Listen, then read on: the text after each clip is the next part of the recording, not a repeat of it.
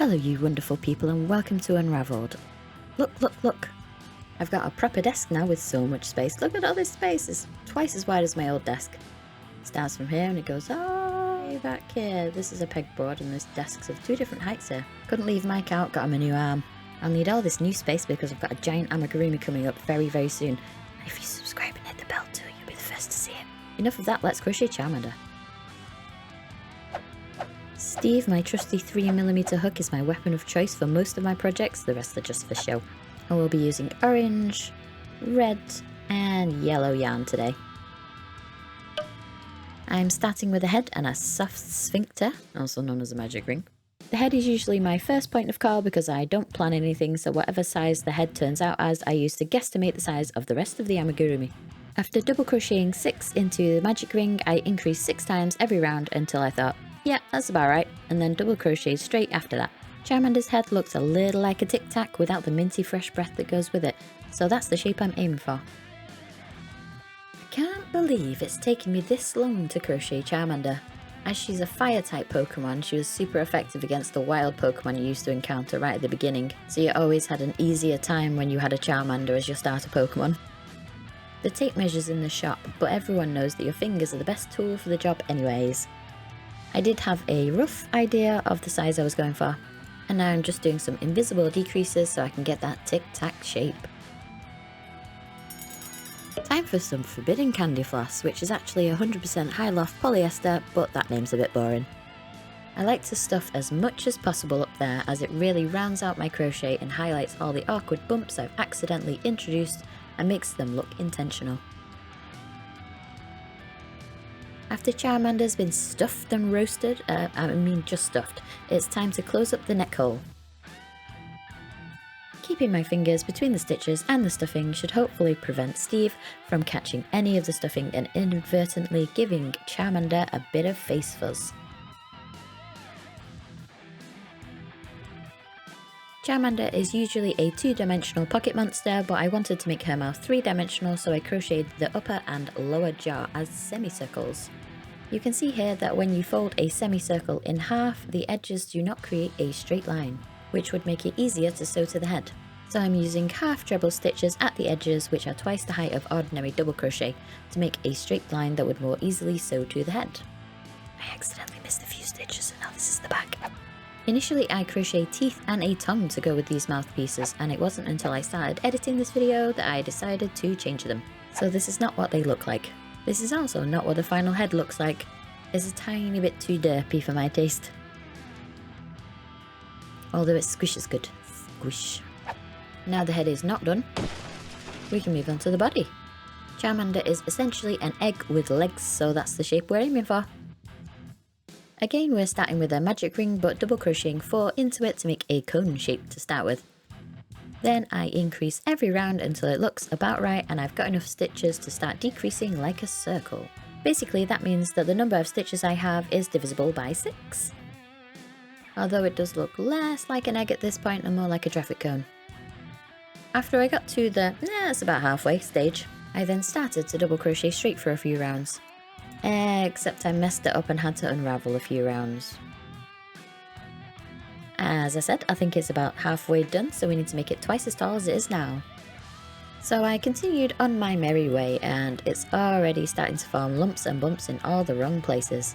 But I kept going, you know, it might be alright. Then I got distracted by a tangle and I had to unravel that as well. Apparently the trick is to not get tangled in the first place, but no one told me that. Eventually I decided it was beyond saving, so I sent it home so it could think about what it did. This looks much better. I redid the entire thing slightly larger, although now it looks like a teardrop, and it's now out of proportion with the head, so that got redone as well. Now the body has been stuffed, we can crochet up the bum hole so the insides stay as insides and don't become outsides. Again, keeping my finger in place to stop the stuffing from straying. For some reason I also crocheted this extra stitch, so I guess Charmander has a hemorrhoid now? Ooh, finally something's finished! Just gotta make sure that the stuffing is evenly distributed with some trick shots. Now to make some arms. The arms are started with a chain of 4 stitches, which I then crocheted around in the same way as I made an EV backpack, which you'll find in the card I've hopefully remembered to add to the video somewhere up here. After the first initial round, I then double crochet straight for 2 rounds, and then I increase again before double crocheting straight for another 6 rounds. This pattern I actually developed for Pikachu, which is another video you can go and check out later. You know, if you want to. Now was conveniently the time when I decided to forget how to use scissors. This arm was looking a little lonely though, so I crocheted them a friend. Now onto the footsies. I wanted Charmander to have cute oversized feet, so using the same technique, sort of, as the arms, I chained 8 stitches and then crocheted around this. And then to taper the foot to the heel, I did some decreases. After stuffing with more forbidden candy floss, I then decreased to close up the foot. And now I've ended up making some of the softest Doritos I've ever seen, and probably smell just as cheesy too. Next up are some lethal looking claws, which are just 4 stitches double crocheted into a magic ring, 2 more increased rounds and a straight round to finish it off.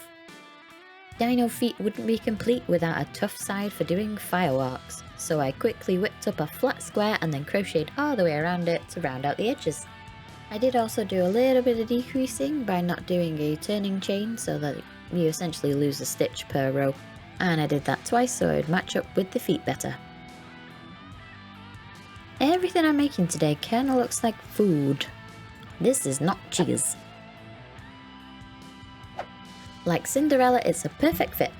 Almost like I planned it. Except I didn't. No idea how that worked out on the first try. But at least now I finally have something completely finished. When I pull them by the yarn tail, it looks like I've captured a dinosaur. The way to a man's heart is through his stomach.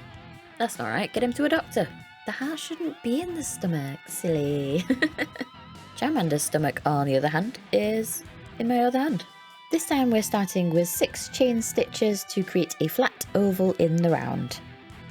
To crochet an oval, we increase similarly as we do with a circle, but instead of the increases being evenly distributed, they are shoved to the edges of the chain. Okay, we're on to the home stretch. Charmander is not complete without a tail. For some reason the tail contrast is first, but I think it's because it has a mind of its own. The tail contrast was made flat and then I crocheted around it twice to make it rounder. Totally did that on purpose so it looks like the tail has scales. Yep, honestly, yeah. Look, I told you it had a mind of its own. Quick, catch it!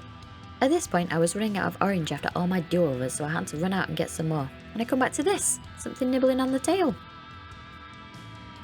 The tail is a cone and not a carrot. I double crocheted 3 into a magic ring, and then I increased on alternate rounds until it looked big enough, which is around 24 stitches. But then to have the tail pointing upright I needed a 90-degree curve, and this is where some slip stitches come in. By using slip stitches on half of the stitches, I could increase the height of half of the stitches and not the other half. And you can see it's getting a slight curve already. After maybe 6 of these, you can see it's now got a very pronounced curve. I also inserted the slip stitches in progressively lower rows and now it curves nicely. Although now instead of a carrot, it does look like I've stolen an elf shoe. Just one mind, we're not crazy. More forbidden candy floss keeps the tail nice and round. Now it's time to play with fire. Not literally, of course. We need to make Charmander's tail flame. I could have crocheted another cone and plonked it on top and called it fire, but I wouldn't have been happy with that. So I made some individual flames, starting with yellow, and then changing to red at random points. This is where not being able to crochet symmetrically really comes in handy. I also don't think I'm changing colour correctly. I'm doing it the same way as I would if I was knitting and I ended up with the extra yarn at the back. And sometimes the front. So I just incorporated it into the stitches as I went. This pattern I originally made to make leaves for a Bulbasaur that I crocheted. You should check that out as well, if you want to. I mean, I'm just saying. I think these little flame dealies turned out pretty well considering I had no idea what I was doing. It looks even better once it's all sewn together. So now we have all the pieces of a Charmander jigsaw puzzle. After a few hours sewing, it's done!